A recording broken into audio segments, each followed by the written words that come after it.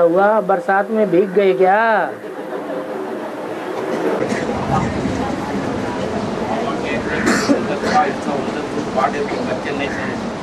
हैं? हाँ। किसका?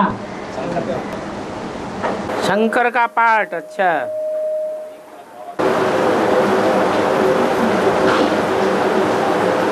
पाठ नहीं है। वो कहते हैं कर्मेंद्रियों के आधार पर कोई पाठ नहीं है,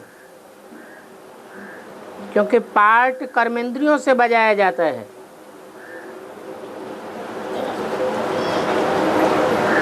और जो कर्मेंद्रियों से पाठ बजाया जाता है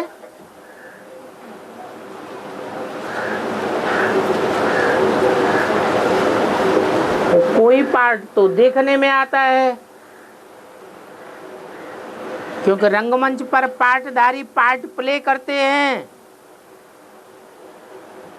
तो देखने में भी आता है। कोई पाठ ऐसा होता है देखने में नहीं आता, और देखने वाला अगर देखता भी है तो जरूरी नहीं है उसकी बुद्धि में समझ में आ जाए। जैसे सूर्य मंदिर में, कोणार्क मंदिर में, जगन्नाथ मंदिर में देवताओं के गंदे गंदे चित्र बने हुए हैं। आज की भ्रष्टाचारी गवर्नमेंट में तो क्या, द्वापर युग की लगभग सतो प्रधान सतो सामान्य गवर्नमेंट थी, उसमें भी एक ताकत नहीं थी कि उन चित्रों को मंदिरों से बाहर निकाल करके फेंक दे, नेस्त नाबूद कर दे।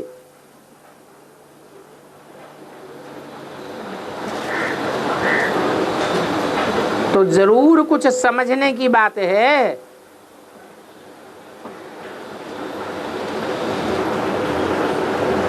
ऐसे नहीं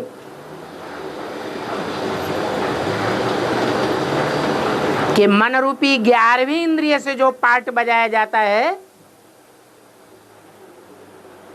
संकल्पों के आधार पर वाइब्रेशन को कंट्रोल किया जाता है,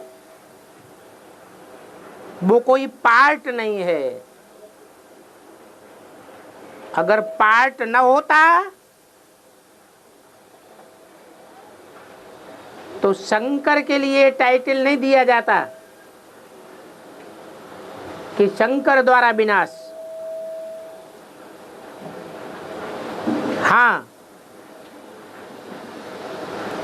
10 इंद्रियां दिखाई देती हैं, परंतु उन 10 इंद्रियों को कंट्रोल करने वाली जो 11वीं इंद्रिय है,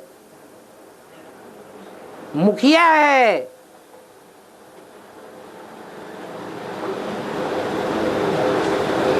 जिसके प्रवृत्त होने के बगैर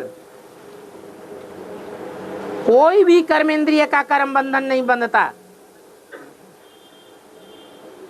वो 11वीं इंद्रिय आंखों से दिखाई नहीं देती है।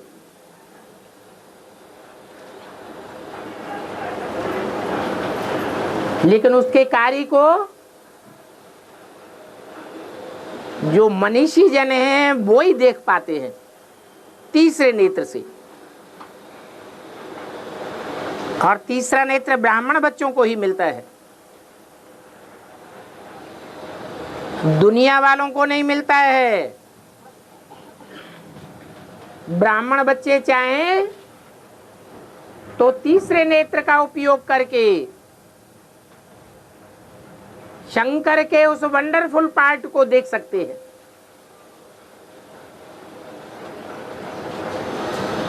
जो जनरल ब्राह्मणों को दिखाई नहीं देता, दुनिया वाले तो देख ही नहीं सकते, क्योंकि उन्हें तो परिचय ही नहीं है कि शिव अलग है, शंकर अलग है।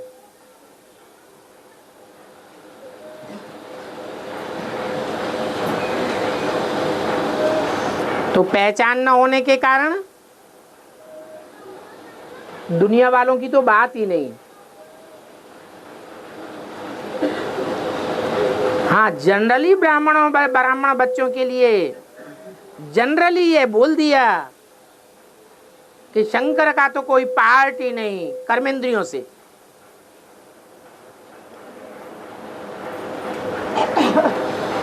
वो तो सूक्ष्म वतन में रहने वाला, सूक्ष्म वतन में कर्मेंद्रियां कहां से आवेंगी?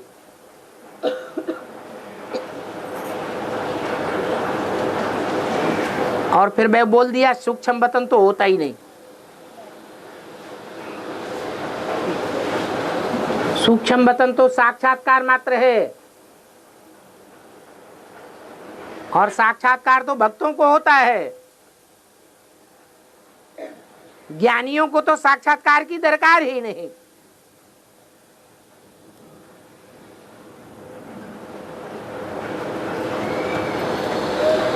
आज की मुरली में भी बोल दिया कि ज्ञानी तो संपूर्ण एक शिव बाबा ही है 100%। तो बाकी सब क्या हुए? सब भक्त हो गए, सब अज्ञानी हो गए। इसलिए सबको कुछ न कुछ शंकर के बारे में संशय आता रहता है। तो मुरली में बोल दिया इस संशय वाली सच्चाई को कि शंकर का पार्ट ऐसा वंडरफुल है जो तुम बच्चे भी समझ नहीं सकते, अभी नहीं समझ सकते। ऐसे थोड़े ही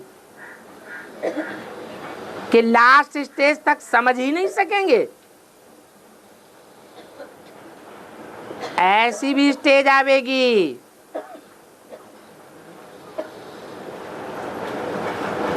जो राजयोग की स्टेज को क्रॉस करेंगे, संपन्न राजयोगी बनेंगे और शंकर के पार्ट को भी समझ जाएंगे। फिर निश्चय अनिश्चय के इतने दोले नहीं आवेंगे जो अभी आते रहते हैं। और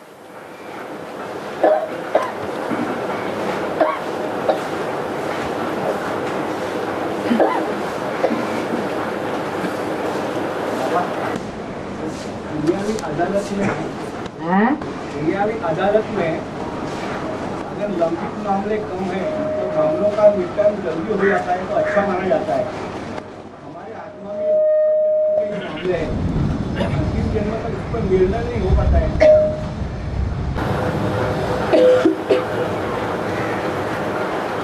जो दुनिया में है वो ही हमारी ब्राह्मणों की दुनिया में है। जो दुनिया में ड्रामा चलता है वो ही ब्राह्मणों की दुनिया में शूट होता है, कुछ दूसरा शूट होता है? वो ही शूट होता है। जो हद में है वो बेहद में भी है। बेहद की बात सबको समझ में नहीं आती है और हद की बातें हद की दुनिया वालों को समझ में आ जाती है। सिर्फ इतना ही अंतर है। और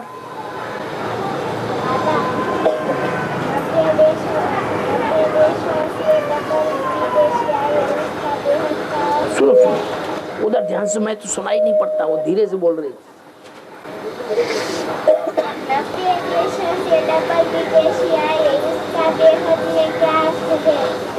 इसका बेहद में क्या अर्थ है?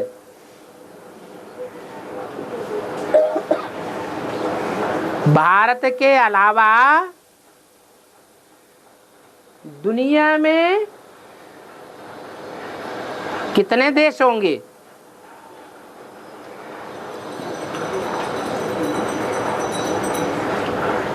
माला में तो मुख्य मुख्य देशों के बीज रूप दिखाए गए हैं।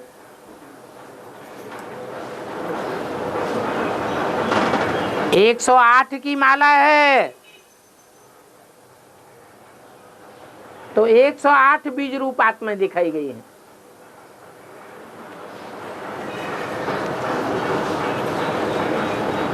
लेकिन आज की दुनिया में तो ढेर के ढेर देश हैं जिनकी संख्या 150 से भी ऊपर हो गई है।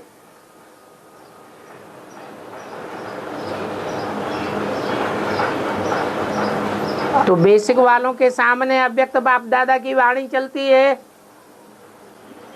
उसमें हद की बात बताई कि 90 देशों से आए हैं प्रतिनिधि के रूप में। यहां वो बेहद की बात लागू हो जाती है। माने एडवांस ज्ञान में कितने देशों की बीज रूप आत्माएं आ गई? 90 देशों की बीज रूप आत्माएं उपस्थित हो गई। ये समझ लेना चाहिए।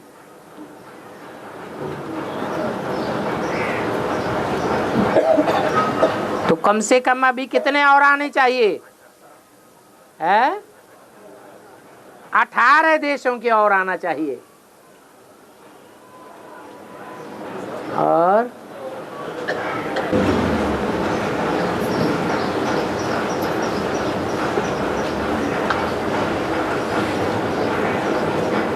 क्या हुआ? बरसात बंद हो गई, घर जाने का टाइम आ गया। हाँ, ब्रह्मा के 4 मानस पुत्र बताए। हाँ जी। तो दादा लेखा ब्रह्मा के थ्रू उनकी पैदाइश हुई थी, ऐसा बताया। तो उनकी पैदाइश हुई संकल्पों के द्वारा। कौन सा ब्रह्मा है जो 60 साल की एज में 40 साल ऐड कर दिए जाएं और 100 साल की एज पूरी होती है तो संपूर्ण ब्रह्मा कहा जाता है। और उस संपूर्ण ब्रह्मा से 4 मानस पुत्रों की पैदाइश होती है सन 76 में। वो कौन सा ब्रह्मा है? प्रजापिता ब्रह्मा है। दादा लेखराज ब्रह्मा की 100 साल की आयु तो सन 87-88 में पूरी होती है। जिस वर्ष में उनका अव्यक्त पार्ट ही बंद हो गया था।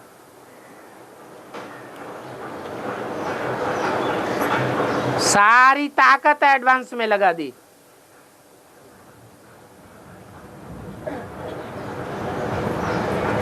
इतने जोश में थे, इतनी उनकी सात्विक स्टेज थी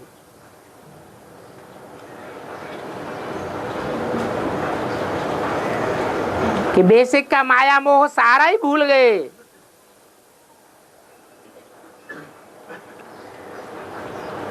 फिर बाद में तो वो भी आत्मा सतो रजो तमो में आना निश्चित है।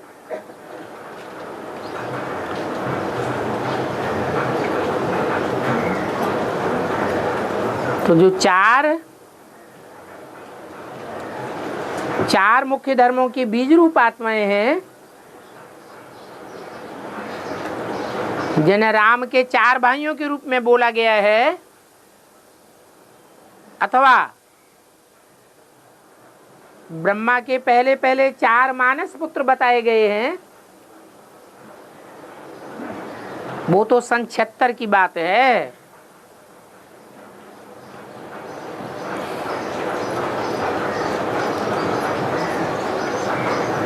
बाकी ब्रह्मा तो अनेकों के नाम हैं।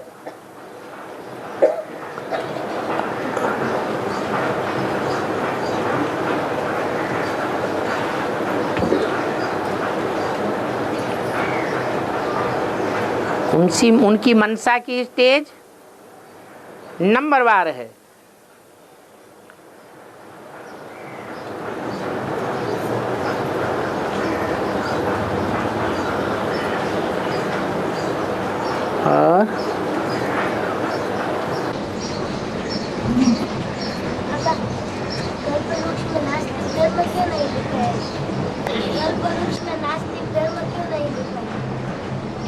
कल्पवृक्ष में नास्तिक धर्म क्यों नहीं दिखाया गया? हैं? कल्पवृक्ष में नास्तिक धर्म क्यों नहीं दिखाया है? वही धर्म थोड़े ही है, वो तो अधर्म है। वो 100% अधर्म है, वो धर्म है ही नहीं। धर्म माने धारणा, और मुख्य धारणा किस बात की होती है? पवित्रता की। और उस धर्म में तो पवित्रता का नाम निशान ही नहीं है।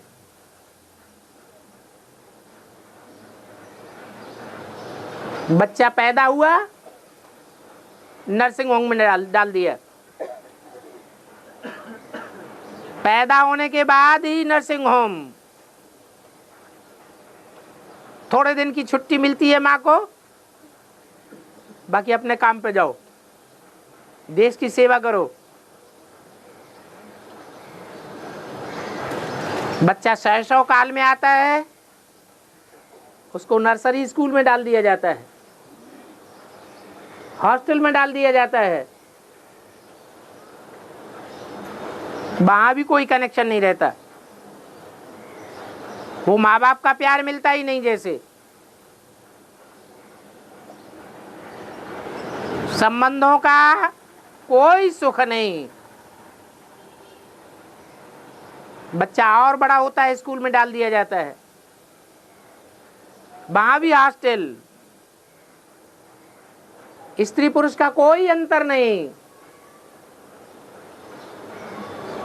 ऐसे नहीं गर्ल्स स्कूल अलग होते हैं।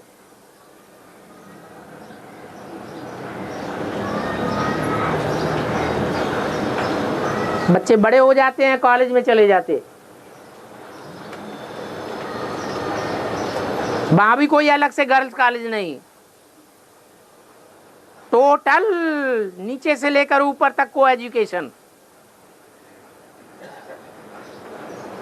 पढ़ाई पूरी होती है, ट्रेनिंग में चले जाते,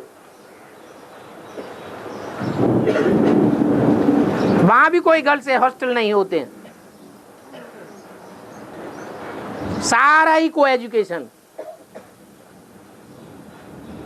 अब बताओ, बच्चा बड़ा हो जाएगा, बच्ची बड़ी हो जाएगी, सर्विस फील्ड में जाएगी। वहां सर्विस फील्ड में पहुंचने के बाद उसको माँ और बाप का पता चलेगा? है? अपनी बहन का पता चलेगा? अपने भाई का पता चलेगा? जानवरों में क्या होता है?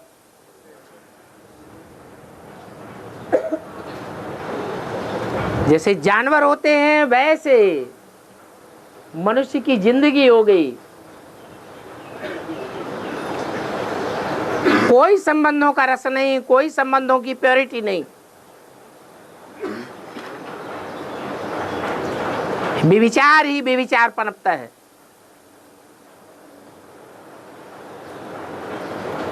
बेविचार को पवित्रता नहीं कहा जाता, वो टोटल अपवित्रता है। बेविचार माने वैश्यालय, अब बेविचार माने शिवालय।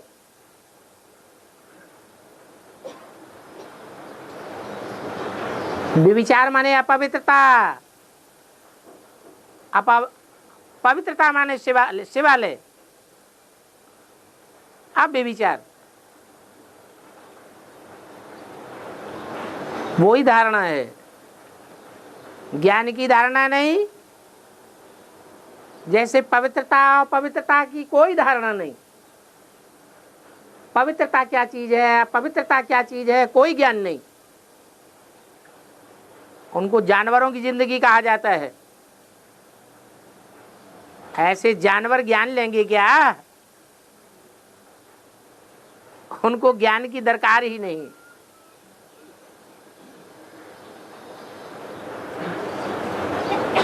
बाकी जो 9 धर्म है वो फिर भी नंबरवार ज्ञानी बनते हैं। उन 9 धर्मों की चुनी हुई श्रेष्ठ आत्माएं संगम युग में आकर के ब्राह्मण बनती है।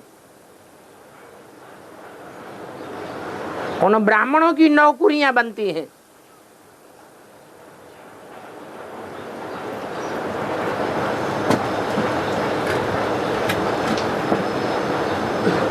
जो नंबरवार सतयुग में 9 नारायणों के राज्य में आते हैं,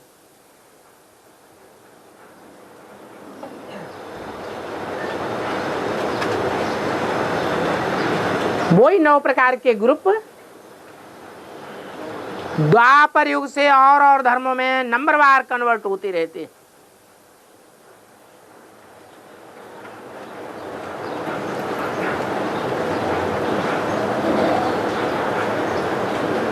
इससे साबित हो जाता है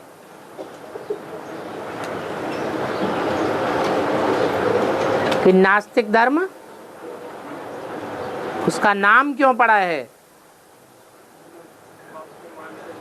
न आस्तिक, न आस्था, उनको कोई पे विश्वास नहीं है, कोई के ऊपर आस्था नहीं है।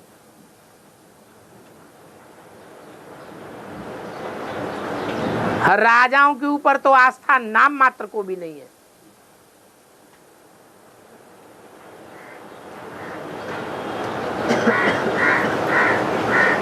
जब से दुनिया में नास्तिकों की शुरुआत हुई रशिया में, तब से राजाओं का कत्लेआम हो गया। भगवान आकर के जो पढ़ाई पढ़ाता है, राजाई स्थापन करता है, उस राजाई का वो खात्मा कर देते हैं।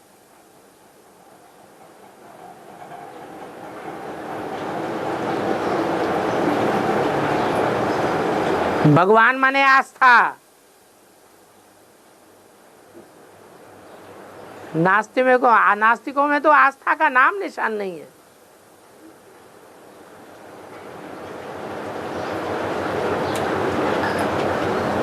अहंकारी अहंकार, प्रजा के ऊपर प्रजा का शासन चलता है टोटल।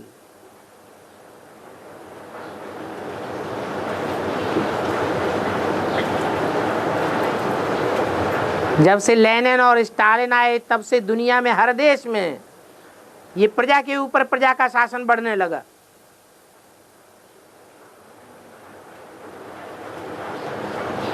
देश देशांतर में राजाई समाप्त हो गई।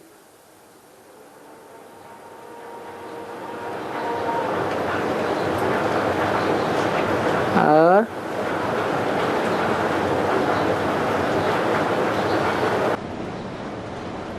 बाबा ये नास्तिकों का जो मतलब कम्युनिस्ट जो गवर्नमेंट है भारत में, बंगाल में खास कम्युनिस्ट का ज्यादा है बाबा, ऐसा क्यों? कम्युनिस्ट भी 2 प्रकार के हैं। एक भारतीय कम्युनिज्म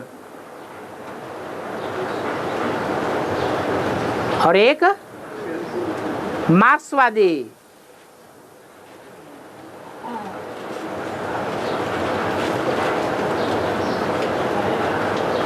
जो भारतीय हैं वो फिर भी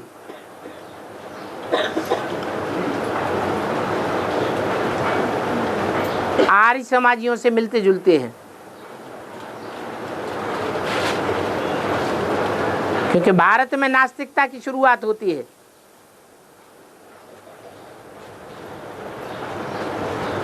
आर्य समाज में ही नास्तिकता भरी पड़ी है। वो निराकार को मानते हैं, साकार को भगवान मानते नहीं।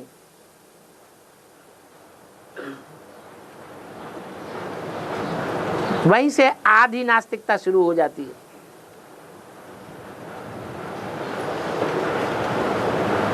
तो भारतीय कम्युनिज्म तो फिर भी अच्छा है।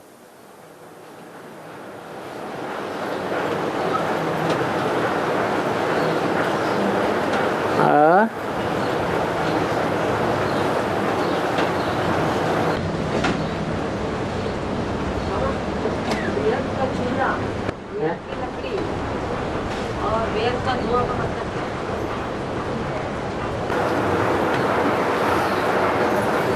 जय जगन्नाथ सीरियल बुद्धि में घूम रहा है,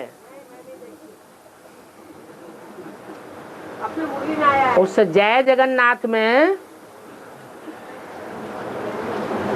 दिखाया गया है कि जगन्नाथ को जगन्नाथनी ने, लक्ष्मी ने श्राप दे दिया।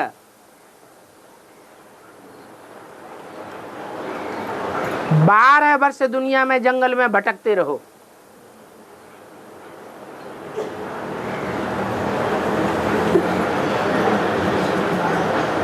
बारह वर्ष भटकते भटकते, भूखे प्यासे रहते रहते परेशान परेशान हो गए।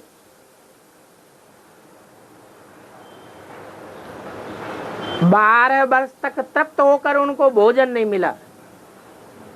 क्या नहीं मिला है?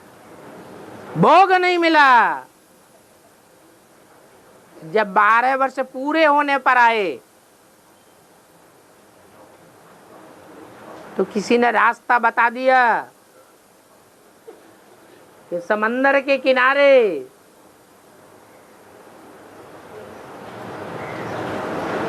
एक महल है,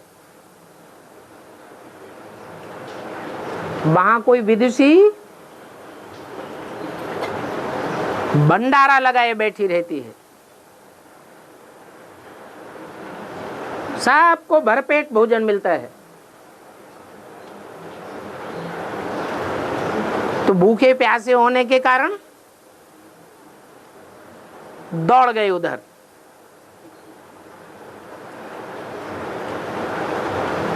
उनका झगड़ा इस बात पर शुरू हुआ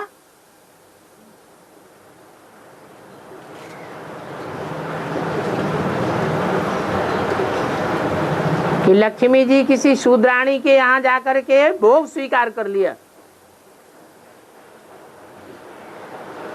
तो बलराम नाराज हो गए।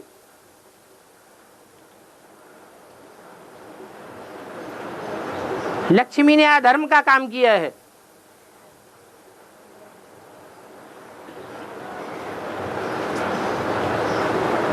इसको प्रसाद से बाहर निकाल दिया जाए, नहीं तो मैं बाहर चला जाऊंगा।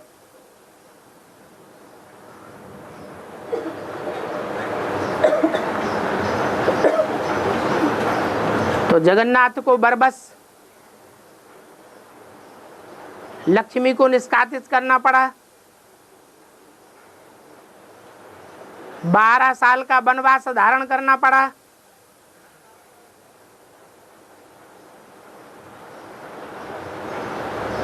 जब वापस लौट रहे थे लक्ष्मी के प्रसाद में, अनजान में, तो वहां भी अहंकार आया कि हम अपने हाथ से बना हुआ भोजन खाएंगे।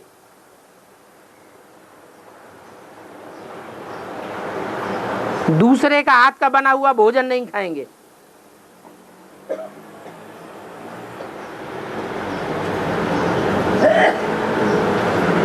तो लक्ष्मी ने ये बात सुनी तो दास दासियों को वो भी प्रबंध कर दिया, ये बर्तन ले जाओ, ये अनाज ले जाओ, ये सब्जी ले जाओ और उनको अपने हाथ से बनाने खाने दो।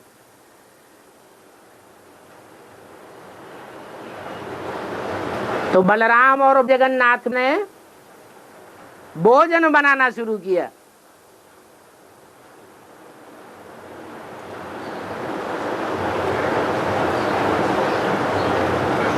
उसमें दिखाया है जो माता जी ने पूछा, एक बार रिपीट कर दीजिए, क्या पूछा? हाँ, चूल्हा जल नहीं रहा था, माना चूल्हे में आग नहीं लग रही थी, लकड़ी भीगी हुई थी। ज्ञान जल से लकड़ी भीग जाती है ना, बाबा कहते हैं ना ज्ञान जल बुद्धि में इतना सराबोर होना चाहिए कि तुम्हारी कर्मेंद्रियां शीतल हो जाएं। तो लकड़ी भीगी हुई ज्ञान जल से, अब चूल्हा कहां से जलेगा? तो चूल्हा जलता नहीं, लकड़ी भीगी हुई और धुआं बहुत उठ रहा है। तो माता जी तो समझ ही गई होंगी लकड़ी क्या होती है और चूल्हा क्या होता है। चूल्हे में आग लगती है ना, वो आग लगी नहीं रही थी। कामाग्नि की भाई तो आग कहा जाता है ना, तो आग ही नहीं जल लग रही थी, तो वो कहां से तैयार होगा? और धुआं इतना उठ रहा था ग्लानि का कि चारों तरफ धुआं ही धुआं, धुआं ही धुआं हो गया।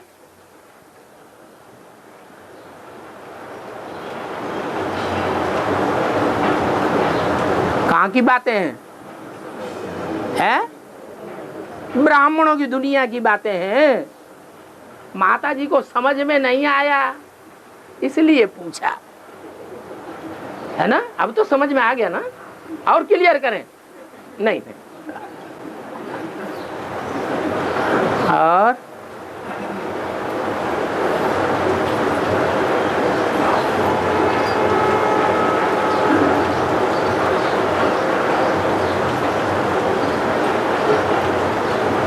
बाबा, ये कुदरती इमारत में हजारों लाखों लोग मर जाते हैं। कहाँ?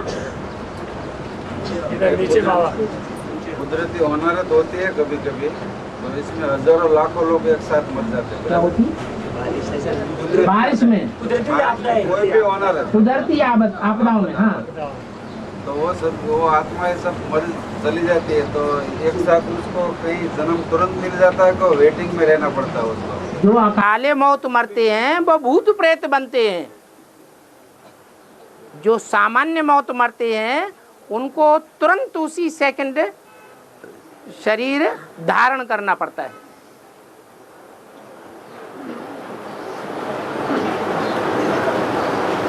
अभी तो कम आपदाएं आ रही हैं, आगे चल करके जब एटम बम फटेंगे तो पृथ्वी डोलायमान हो जाएगी और इतने भूकंप आने शुरू हो जाएंगे जो सारी दुनिया में मौत का बाजार लगेगा।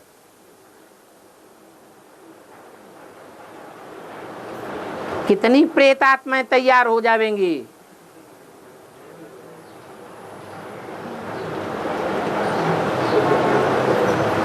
और सारे वायुमंडल में मंडराएंगी। जिनकी आत्मिक स्थिति पक्की होगी वो ही उनके प्रभाव से बच सकेंगे।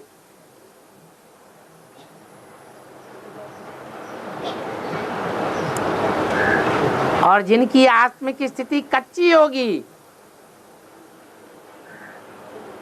उनके ऊपर उन आत्माओं का प्रभाव पड़ जाएगा। इसलिए सारी दुनिया की जो बीज रूप रुद्रमाला है वो रुद्रमाला के बीज रूप मण के उनकी यादगार रुद्राक्ष में दिखाई जाती है। वो रुद्राक्ष के मण के अनेक मुख वाले होते हैं नंबरवार। एक बीज ऐसा है जो एक मुख वाला है।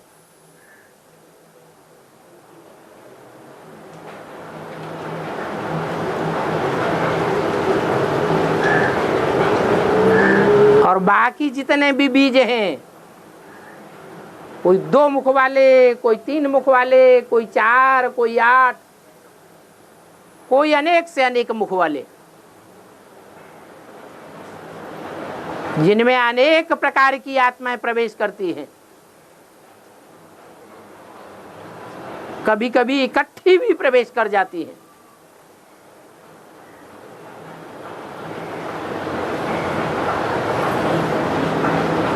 और प्रवेश करके उनका अंदर ही अंदर आपस में द्वंद्व चलता रहता है।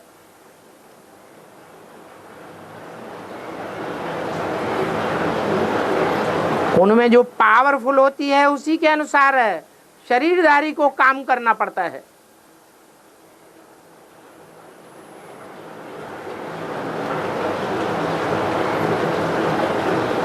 कितनी भयंकर स्थिति हो जाती है।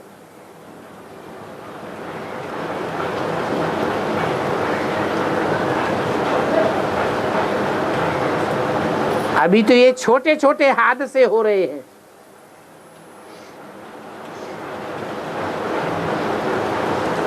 तब प्रेत आत्माओं का इतना जबरदस्त प्रभाव देखने में आ रहा है।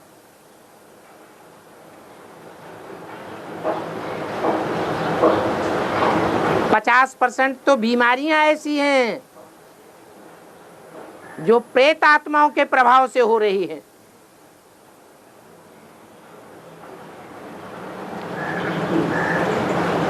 आज की आधुनिक मशीनें निदान भी नहीं निकाल पा रही। मरीज को मशीनों में डाला जाता है, नॉर्मल नॉर्मल नॉर्मल।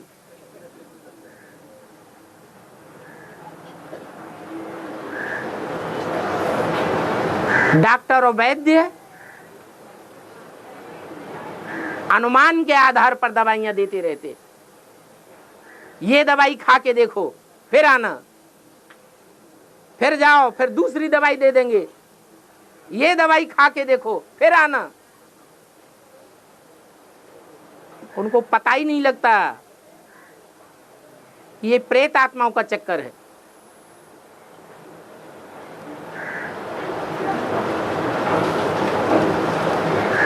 जो औलिये हैं उनकी पौवारा हो जाती है। औलिये वही आत्माएं बनती हैं जो भूत प्रेत आत्माओं की पूजा करती हैं। जो गीता में लिखा हुआ है, मेरी पूजा करने वाले, मेरी उपासना करने वाले मेरे को प्राप्त होते हैं। मैं ऊंचते ऊंच हूं तो ऊंचते ऊंच पद दिलाता हूं। फिर मेरे बाद हैं देवी देवताएं। जो देवी देवताओं की उपासना करते हैं वो देवताओं को प्राप्त होते हैं। उनके भी नंबरवार पद। फिर तीसरे नंबर के 3rd क्लास वो हैं उपासक जो भूत प्रेतों की पूजा करते हैं।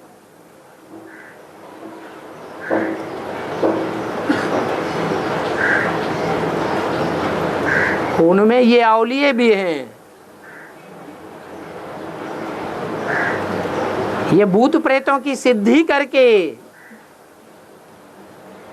कमजोर भूतों को कंट्रोल में करा लेते हैं।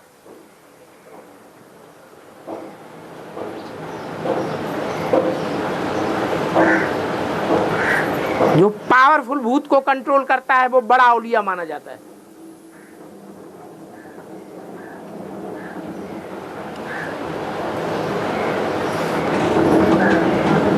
और हम बच्चे तो हैं भूतनाथ के बच्चे।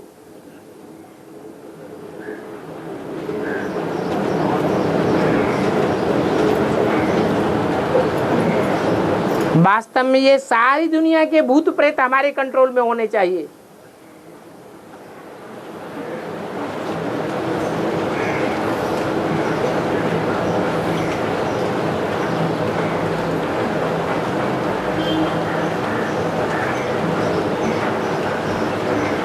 लेकिन माया हाथ धो करके हमारे पिछाड़ी पड़ी है।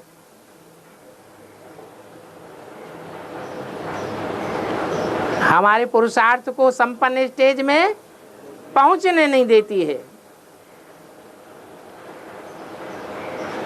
और हम हिम्मत हार करके बैठ जाते हैं।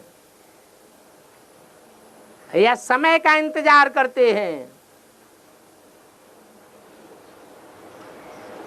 आज विनाश होता है कि कल विनाश होता है कि परसों विनाश होता है? ये विनाश कब शुरुआत होगी? जो हमारी राजधानी स्थापन हो जावे और हम शरण ले लेवे।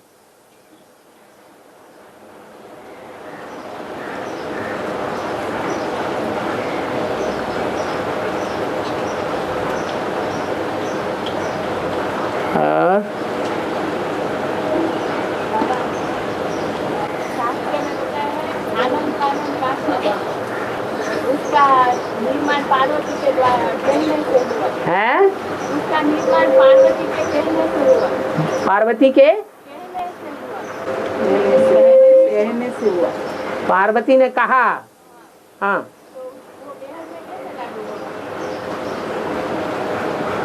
तुम सब पार्वतियां हो। सबको क्या बोला है? पार्वती। पार्वती माने पार लगाने वाली। तो सबसे बड़ी पार्वती कौन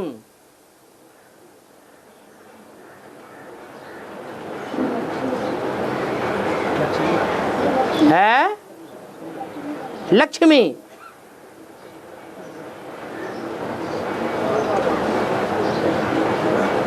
अच्छा, शिव आता है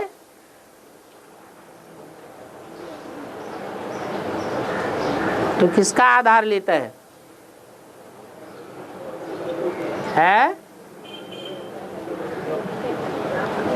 लक्ष्मी का आधार लेता है या जगदम्बा का आधार लेता है? दुनिया को पार लगाने के लिए मुख्य आधार किसका लेता है? प्रजापिता ब्रह्मा का आधार लेता है। इसलिए मुरली में कहा है शंकर पार्वती की जोड़ी नहीं कहेंगे। क्या? शंकर पार्वती तो भाई बहन हैं, ब्रह्मा कुमार ब्रह्मा कुमारी है। वास्तव में ये शंकर है मेरी जोड़ी। मैं जब आता हूं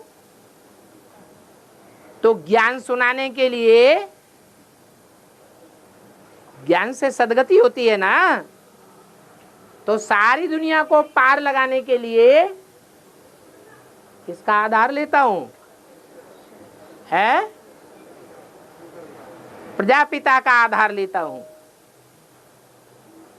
उसको बोला है next to God is Prajapita.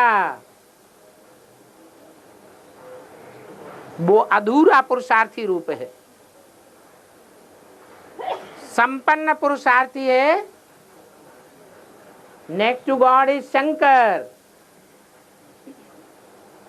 इसलिए शिव शंकर को मिलाकर के एक कर दिया है। तो मूल जोड़ी कौन सी हुई? शिव और शंकर की जोड़ी मूल है। तो मूल पार्वती कौन हुई? जब ब्रह्मा के मुख से बोला तुम सब पार्वतियां हो, तो क्या माताओं कन्याओं को ही बोला?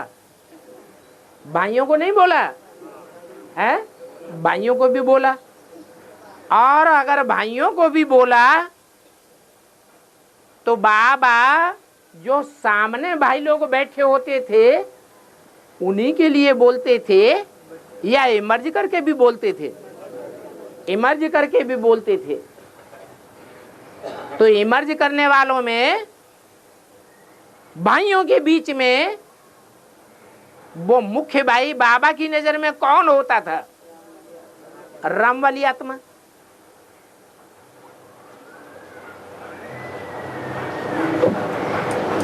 तो जरूर राम वाली आत्मा की बुद्धि में ये बात आई होगी। क्या क्या बात आई होगी? अरे सन 76 होता है एडवांस ज्ञान की शुरुआत होती है मनसा के आधार पर, नई दुनिया की शुरुआत होती है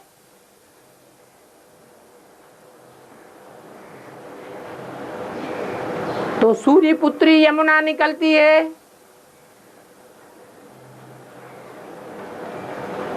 काली नदी,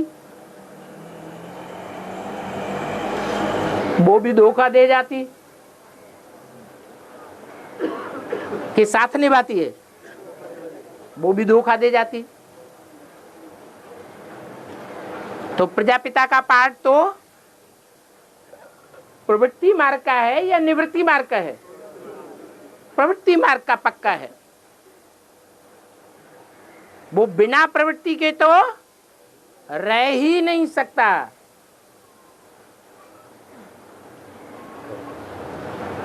तो यमुना नदी गई तो फिर कौन सी आती है? हैं? नहीं, गंगा आती है। गंगा के लिए क्या बोला है? ज्ञान गंगा कब निकली है? अंत में निकली। अंत के बारे में क्या गायन है? जो आदि सो अंत। तो यमुना की बुद्धि में तो ज्ञान बैठता ही नहीं। अगर बैठा होता तो महीने 2 महीने साथ निभा करके न भाग जाए।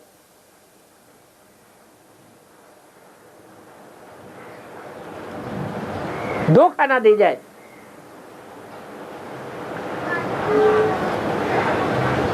गंगा की बुद्धि में बैठता है।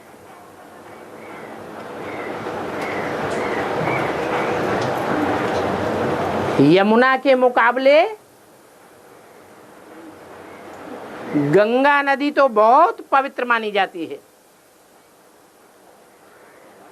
वो पवित्रता बुद्धि के आधार पर पवित्रता मानी जाती है, शरीर के आधार पर भी पवित्रता मानी जाती है।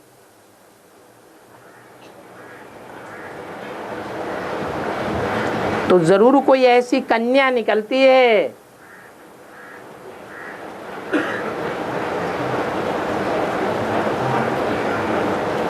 सात्विक स्टेज में एडवांस ज्ञान सुना करके जिसके कान पूर दिए जाते हैं।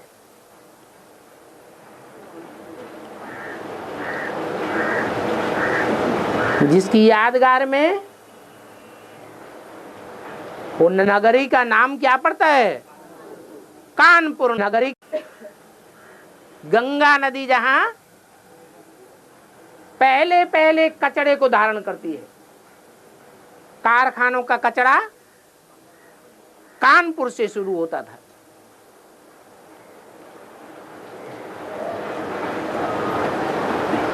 ऐसे तो कचड़े की शुरुआत फर्रुखाबाद से ही हो जाती है।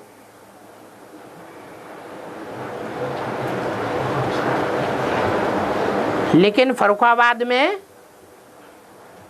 बड़े बड़े वो कारखाने नहीं हैं जिनका मलबा गंगा नदी में गिरता हो।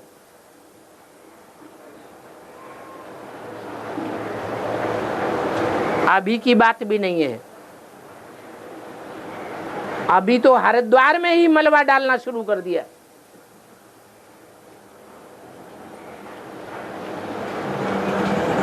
तो उस समय की बात है,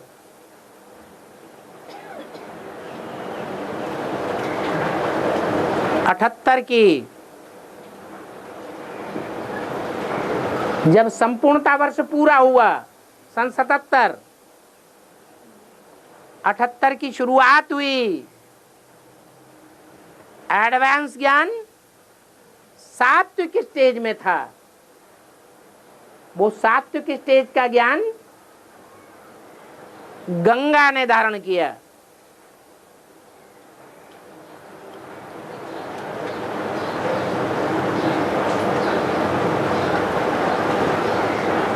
परंतु गंगा नदी सन्यासियों को पालने वाली है, सपोर्ट करने वाली है, यह गृहस्थियों को सपोर्ट करने वाली है,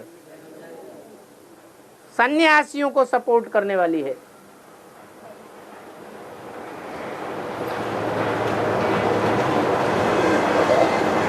इसलिए जो साथ देना चाहिए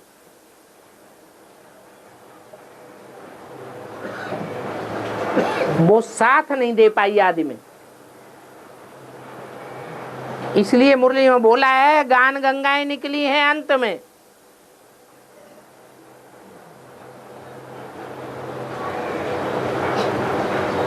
फिर बाद में निकलती है 83-84 में 84 घंटे वाली देवी, जिसके लिए बोला है 83 में 13 होना चाहिए। न यमुना नदी तेरी हुई, न तत्कालीन ब्रह्मा कुमारियों में से कोई तेरी हुई, न गंगा तेरी हुई। कौन हुई तेरी? जगदम्बा तेरी हुई।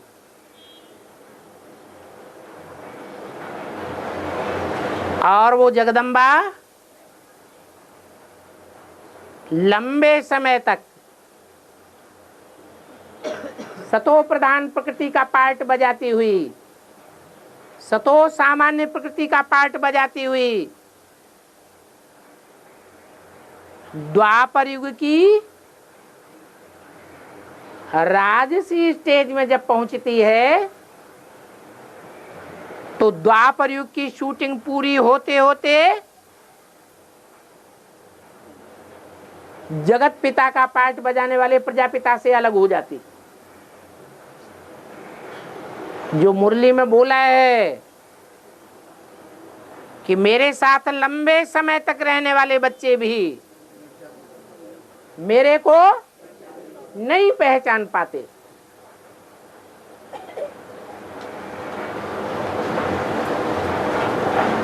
तो जगदम्बा भी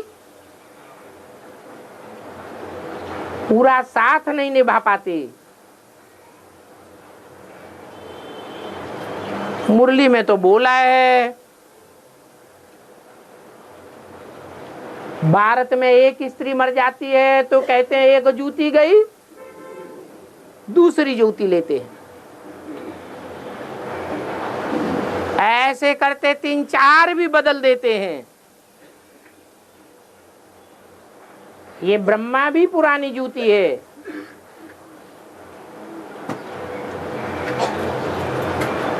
तो ये ब्रह्मा तुम्हारी जगदम्बा नहीं है, क्योंकि दाढ़ी मूछ वाली है। नहीं तो असली जगदम्बा कौन है? असली जगदम्बा तो ब्रह्मा ही है, परंतु दाढ़ी मूछ होने के कारण जगदम्बा है नहीं जिसकी पूजा होती हो। वही ब्रह्मा जब स्त्री चोले में प्रवेश करती है, कोई माता में प्रवेश करती है, तो जगदम्बा के रूप में पूजी जाती है। तो वो भी रजो प्रधान होने पर अलग हो जाती।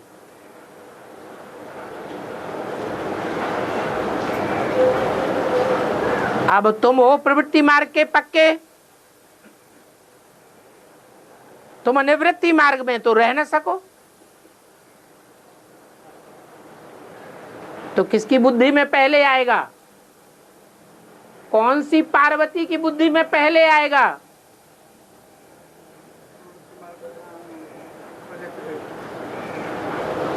कि ऐसी स्थिति, ऐसे स्थान का निर्माण होना चाहिए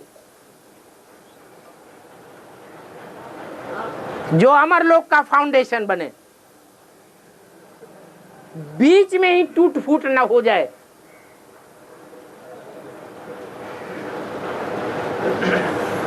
तो वो पार्वती ही निमित्त बनती है। किस बात के? है काशी नगरी आनंद कानन की स्थापना के लिए।